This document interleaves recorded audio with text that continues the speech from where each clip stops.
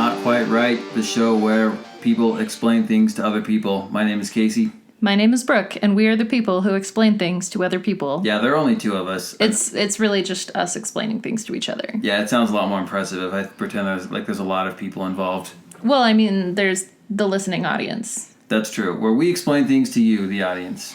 Okay, so the basic gist of the podcast is we each have chosen a topic that we believe we understand better than the other person does. So I have chosen a topic that I think I know better than Casey does, and Casey has chosen a topic that he thinks he knows better than I do.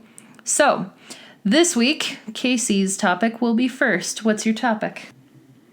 Okay, so today we're going to talk about Labor Day. Which is appropriate because we're recording this on Labor Day. You won't be listening to this on Labor Day. Well, unless they wait until 2017. That's true. Or any Labor Day after. If you're listening to this on Labor Day 2017, congratulations. I don't know how you found this recording. Maybe we're big by now. Maybe we're really famous. That's cool. Let's talk about Labor Day. Okay. What can you tell me about Labor Day and its history, its antecedents, and that whole the gist of it? Okay, so Labor Day is a day that nobody's supposed to have to work because there were problems with work because work is hard. I know that, like, in the past there weren't as many protections for workers, and I think that Labor Day exists because people wanted to celebrate some of the protections that they had achieved. So Labor Day is supposed to be a day off for all the laborers because they had been overworked and whatever. I have no idea, like, when this happened. It could have been, like, 30 years ago. It could have been, like, 150 years ago. I don't know. My knowledge of Labor Day is, yeah, you're going to know a lot more about it than I do. Well, it all started with Garfield and the Mondays. But that cat loved lasagna. Loved lasagna, hated Mondays. Anyway, President Jimmy Carter, 30 years ago, instituted Labor Day in honor of Garfield. But the real story is you're sort of right in that it's about workers and labor. But let me guess, I'm not quite right. You're not quite right. So the actual history of Labor Day is actually pretty interesting, and it's a big all-encompassing thing that involves the history of labor in America and all that, which I'm not going to get into because we don't have time for that. So I'm going to focus more narrowly on a couple of specific incidents that led to the creation of Labor Day in the late 19th century. One of the things that led to it was something that happened in Chicago, your old hometown, known as the Haymarket Affair. Are you familiar with the Haymarket Affair at all? I feel like I've heard of it. Okay. Well, the Haymarket Affair was a seminal moment in the history of American labor. It took place in 1887 in Chicago, and at that time there had been a lot of labor unrest because capital is a voracious engine of exploitation and cruelty. At least it was until we fixed it. So what was the Haymarket Affair? So it arose out of a series of strikes and protests for, I think in this case it was for an 8-hour workday, which used to be not very standard. So workers were demonstrating for that. And at one of those demonstrations, somebody, there had always been tensions with police and authorities, and somebody threw a bomb into police. And police in response opened fire on the crowd, and it was very bad.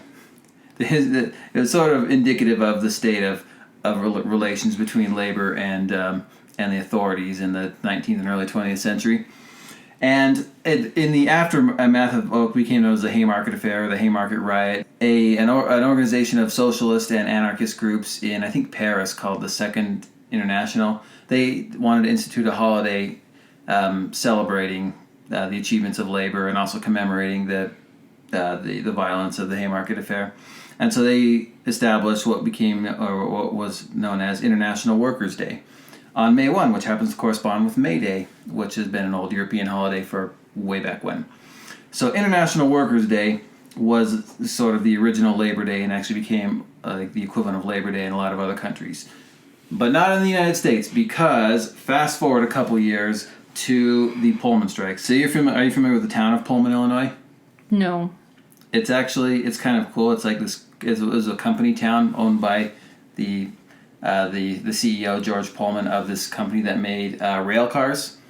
And Oh, okay. I totally have heard about it, but keep explaining for the listeners. yeah, so it's kind of it was a company town, which means that the Pullman company owned everything in it: the homes, the amenities, the stores, and it was kind of like a Stepford experience where your whole life is the company, and they pay you in company script, which you redeem at company stores. A very closed system, and it was sort of what, in his mind, a sort of a benevolent capitalism, where he could offer workers higher wages and also exert some social control over them by having them all live in this situation. And in about 1894, there were a series of wage disputes, and I think Pullman cut worker wages, and that led to some strikes by workers. They were actually wildcat strikes, which means they were not organized from the top down by a union. Okay. But these strikes were done by members of what was known as the American Railway Union, the ARU, which was actually one of the first broad-based unions in the United States. Unlike previous unions or other large ones at the time that were mostly craft unions for specific sets of high-skilled workers, the ARU was a broad-based union for everybody, for all rail workers. So basically, the ARU ended up sort of taking responsibility for these strikes, even though it hadn't called for them. And its leader, named Eugene Debs, sort of became the face of the Pullman strikes. Well, at the time, the president, I actually should back up and say the Pullman strikes became the largest strike in the history of the United States. And basically, ARU members refused to work with any train that had Pullman railway carriages in them. And that was one of the largest companies in the country, so that was a hell of a lot of trains. And they just said no. So that led to a lot of standoffs and a lot of tension. And the president at the time was Grover Cleveland, who ran as a pro-business Democrat. Back then, the Democrats were like the small government party. And he was not happy with the strikes. He basically used his authority to call out the U.S. Marshals and the National Guard. And across the country, there were various skirmishes and confrontations.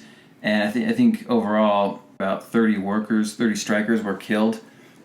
And so it was a pretty big deal, and the ARU was sort of demonized for it. It was very bad. Sounds bad. Okay, so the aftermath of the Pullman strike, when it was finally ended, was that basically people like Grover Cleveland were terrified of socialists and anarchists. And they were afraid that they were going to undermine the authority of the government, and destroy the country and do all the whatever that they were going to do. And they were afraid. Like we're still afraid they're going to do now. Yeah, or arguably have done, depending on who you believe. And they were afraid of lending credence to movements like that which had established International Workers' Day. So instead, they essentially passed a law to establish Labor Day, not on May 1st, but on September 1st, as a way of trying to placate the labor movement and also grant legitimacy to the larger unions, or the ones that hadn't been involved in the Pullman strike, and try to undercut any support for socialists and anarchists who were a lot more prevalent among the lower class workers. And actually the leader of the ARU, Eugene Debs, he went to jail for a couple years, where he started reading up on Marxism and Leninism, and emerged a couple years later as a candidate for the Socialist Party, and he ran for president a couple times. But Labor Day was passed in 1887, just a couple years after the strikes, and not too long after the Haymarket affair, as a sort of a way for the government to say, okay, you get your Labor Day, but it's not going to be that other Labor Day with the scary stuff that we're afraid of. And that's why we have Labor Day today. So it's basically a half-assed compromise to keep us from seizing the means of production and overthrowing the government.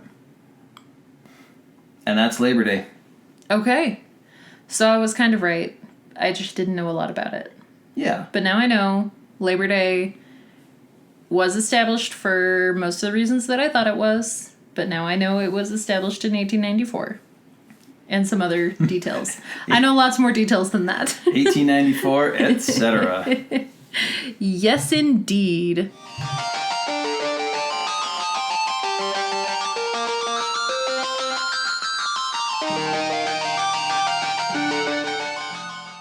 Okay.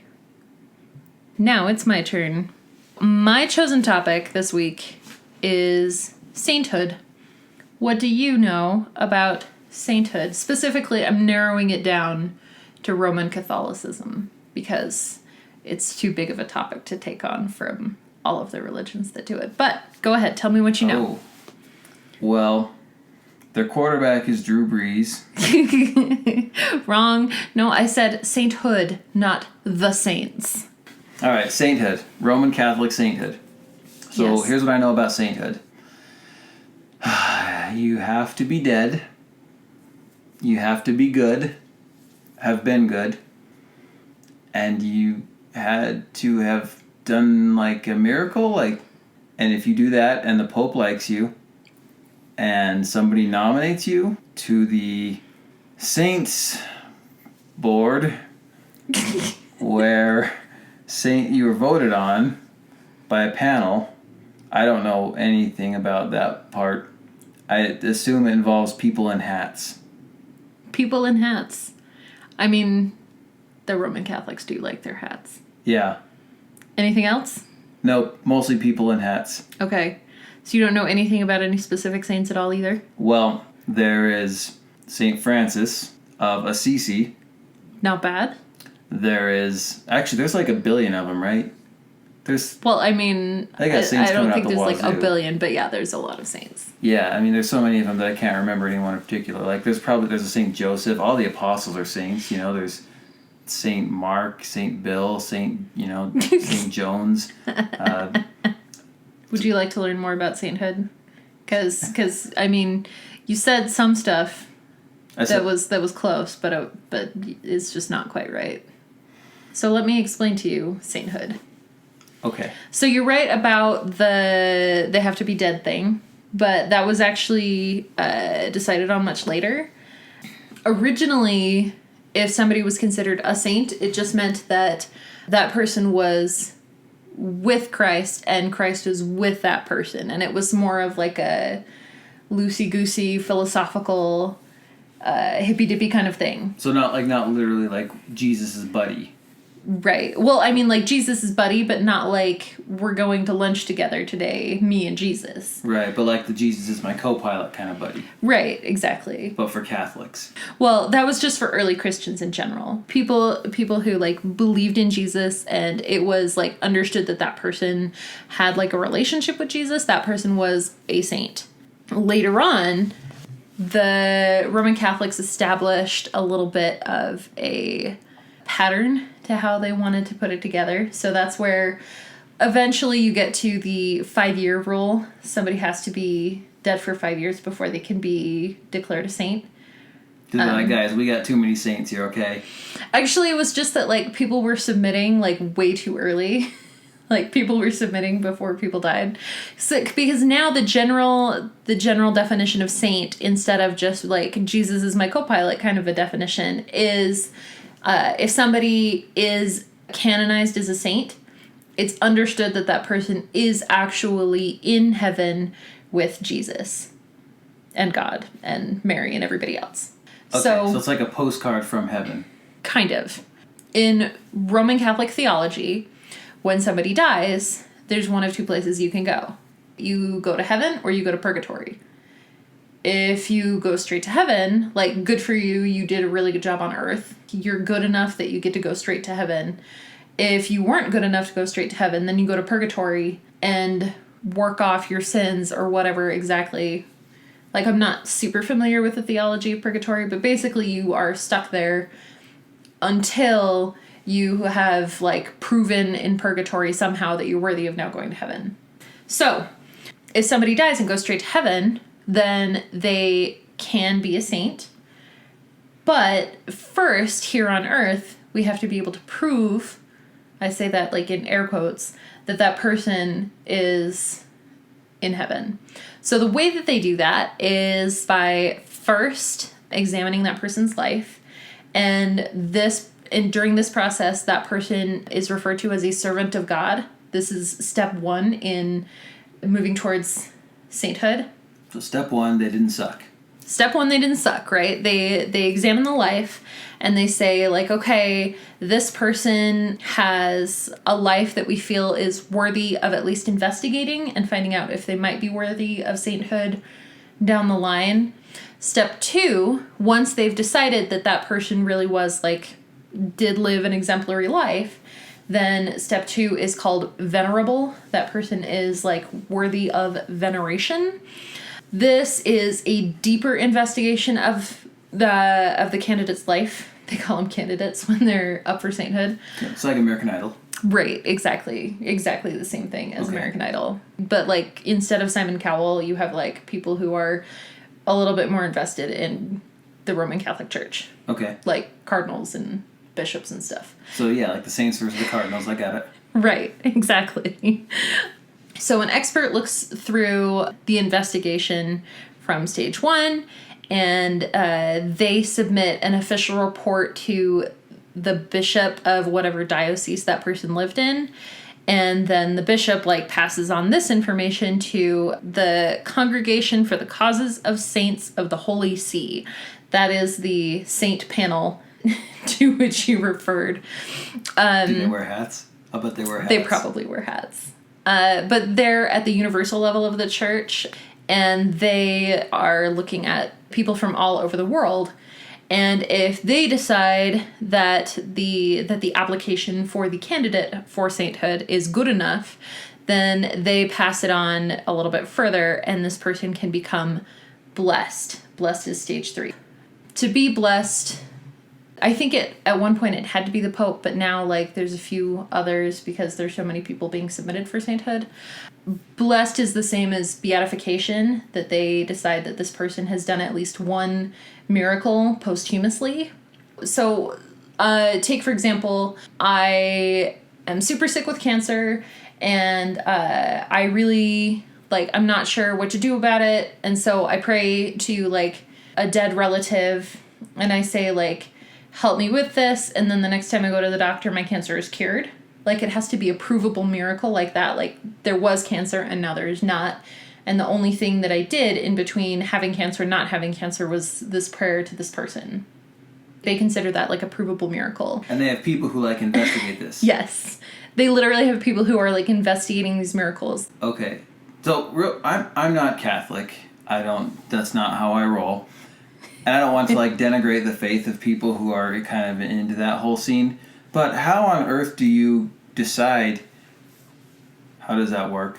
I mean, I'm not on these panels, and I am also not Roman Catholic. And is it like Bigfoot? Are there video recordings? Or like the paranormal ones where people just set up video cameras looking for, like, beams of light that heal you, and you just know, like, yep, that was Bill. I mean, like, there's all of these experts that like work for the Vatican that do these investigations. Like, this little old grandma claims that, like, she prayed to Mother Teresa and her sickness went away. So this expert investigator from the Vatican gets sent to talk to the grandma and, like, collect as much evidence as he possibly can. And if he decides that it's enough evidence that some sort of miraculous thing happened because of this woman's prayer to Mother Teresa, then that can be, like, added in her favor. Okay. And that's why I chose this topic, because Mother Teresa was just sainted, like, yesterday. So it's like Miracle Hunters tonight. Yes, without the camera crews.